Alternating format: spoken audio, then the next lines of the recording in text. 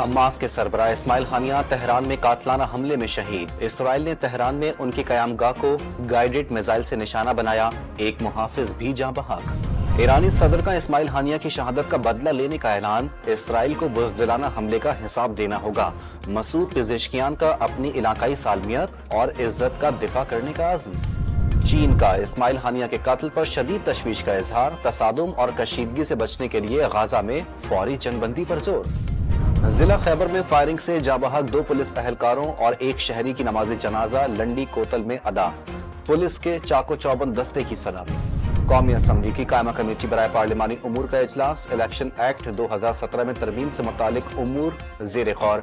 Parliament को महसूस हो कि इख्तियारात में मुदाखलत हो रही है तो कानून साजी की जा सकती है, वजीर कानून का मौक़िफ़। इस्लामाबाद के एडिशनल सेशन जज वेस्ट अफजल मजोका पीका केसेस के जज नामजद, ऑफिस ऑर्डर जारी कर दिया गया।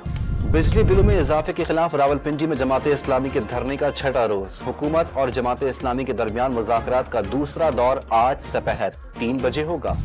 जायद बिजली बिलों के मामले पर के इलेक्ट्रिक समेत तमाम तकसीम कार कंपनियां जिम्मेदार करार। तहकीकाती रिपोर्ट नेपरा अथॉरिटी को पेश कर दी गई। नेपरा ने वजाहत तलब कर ली। चेयरमैन FBR मलिक अमजद टिवाना की कबल अज वक्त रिटायरमेंट की दरख्वास्त 5 अगस्त से सुबुकदोश के लिए 2 हफ्ते का नोटिस दे दिया। इस्माइल हानिया की शहादत पर जमात इस्लामी ने कराची में धरना मौखर कर दिया। आज शाम न्यू एमेजिना रोड पर गायबाना नमाज जनाजा अदा की जाएगी। और बारिशों के बायस दरियाओं, डैम्स और नदी नालों की सतह में इजाफा।